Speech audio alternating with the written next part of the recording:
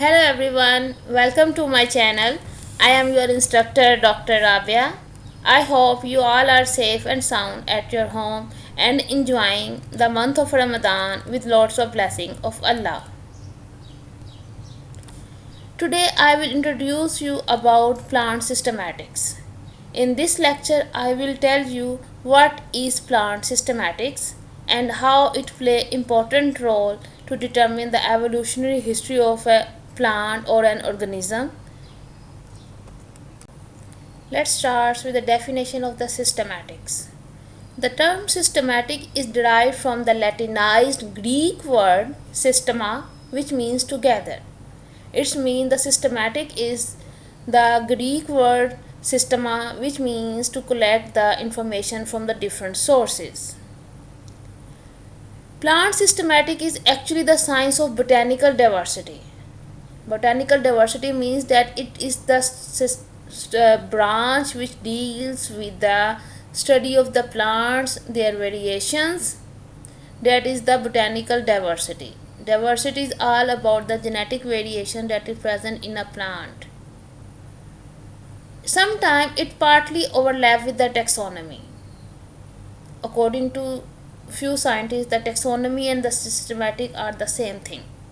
And according to the few different scientists, systematic is totally different from the taxonomy.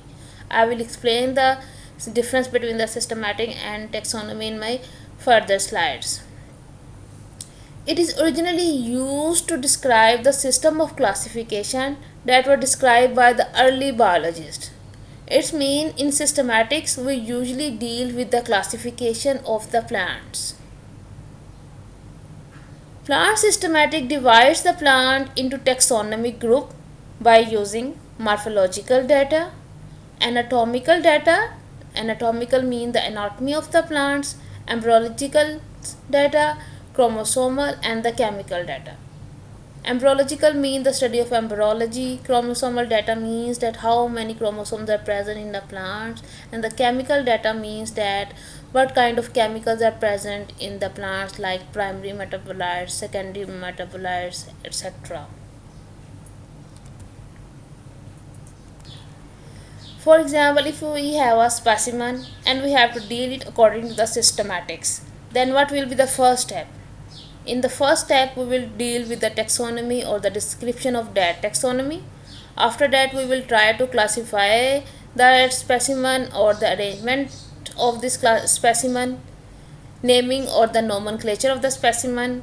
Then we will study the morphology or the morphological characteristics of specimen. So systematics is gathering information from the different sources to deal with a single specimen. Different scientists define the systematics in their own way. Like Linnaeus first time used this word systematics in his famous book of classification, that is Systema Nature, that was published in 1735. So Linnaeus was the first scientist who used the word systematics in his book of classification. Later on, Blackwelder and the Boyden gave a definition that systematic is the entire field dealing with the kinds of organism, their distinction, classification and evolution. So the main emphasis of the systematic is the evolution and the classification of the organism. Later on, G.G. Simpson said that systematics is the scientific study of the kind and diversity of organisms and all of the relationship among them. It's mean that it deals with the diversity of the organisms and the relationship that how the diversity take place in that organism is the systematics. Let me explain you what is the difference between the systematics and plant taxonomy. So, plant systematic and taxonomy. Actually, systematic is involved in the determination of evolutionary relationship of the organisms. means it tells us about the evolution of a plant or an organism, while plant taxonomy deals with the classification and naming of organisms. Then systematics is the study of the relationship of the organisms, while taxonomy is the branch of systematics. Plant systematic tells us about the classification, naming, and phylogenetic history. Phylogenetic history means that how the plants evolve, what is its phylogeny. While plant taxonomy only deal with the classification and name, it only gives the name to the plants. Plant systematic also tell us about the evolutionary record of a species, while no evolutionary record can be determined through the plant taxonomy. Plant systematic remain same with the time, it does not change with time, but taxonomy changes with time or further studies. Like my video, let me explain you the primary aim of systematics. Its primary goal is to reconstruct the evolutionary history of plant life. So the basic aim of the systematic is to tell us about the evolutionary history of the plant. It describes all the species on the earth. Systematic include a much broader aspects that include not only morphology and anatomy, but also it deals with the genetics, molecular biology, behavioral aspects, and the evolutionary biology. So it is a mixture of the different branches of the science like genetics, like molecular biology, behavioral biology, and the evolutionary biology, in addition to the morphology and anatomy. It discovers all the branches of trees of life, document evolutionary changes occurring along those branches. So the main purpose of the systematic is the evolutionary study of the plants. It documents all the changes that happen in the plant that are present in the current form.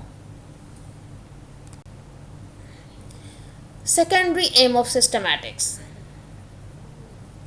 It analyzes and synthesizes information into classification that reflects evolutionary relationship, means that after analysis and the synthesizing of information of the plant classification, it tells us about the evolutionary relationship of the plants with the certain time periods.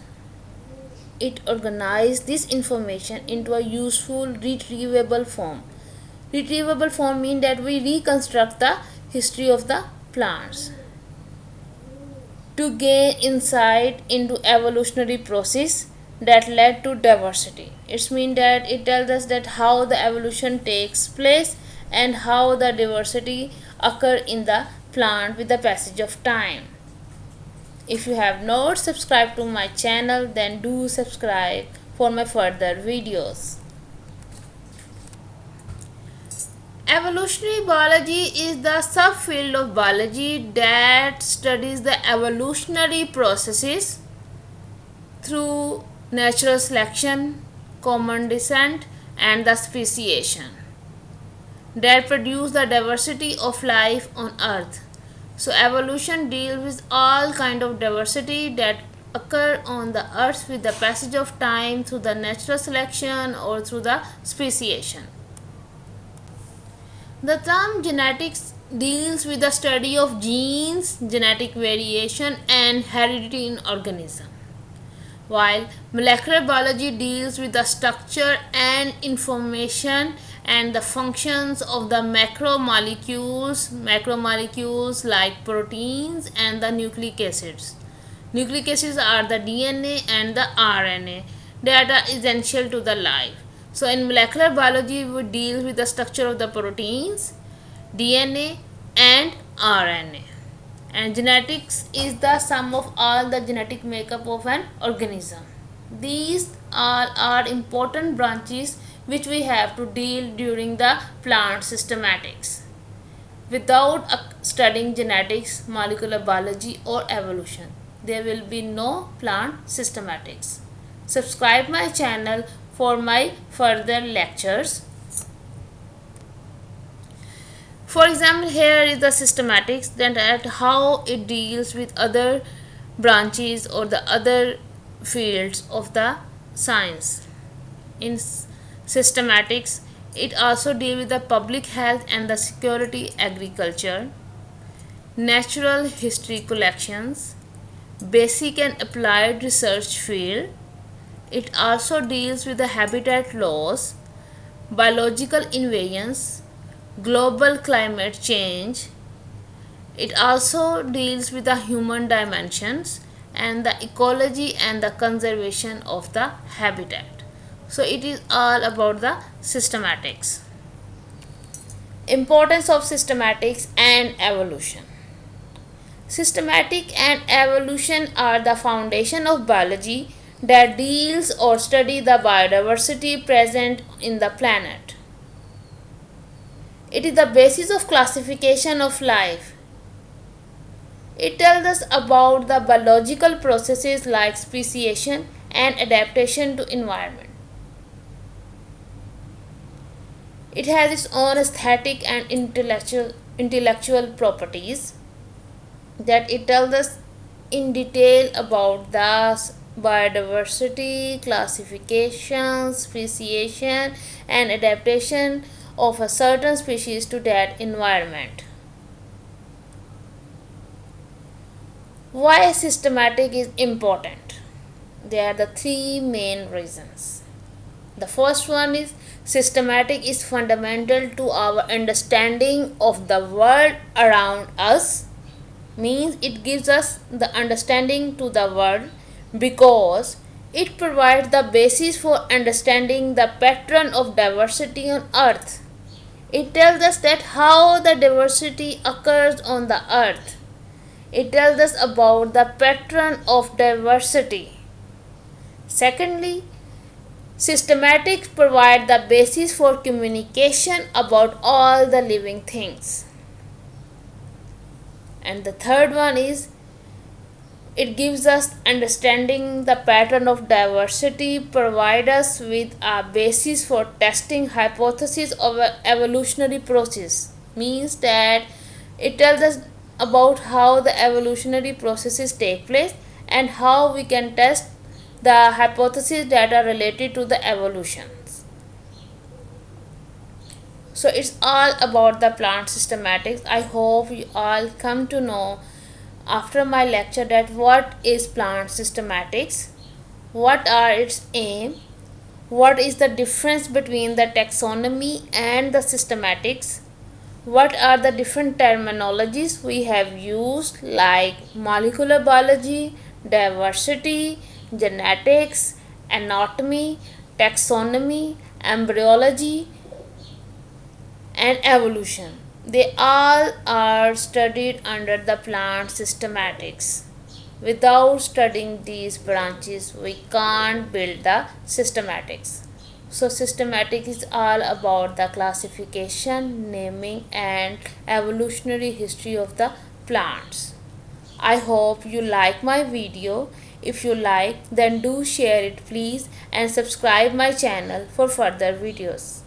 Have a good day. Take care.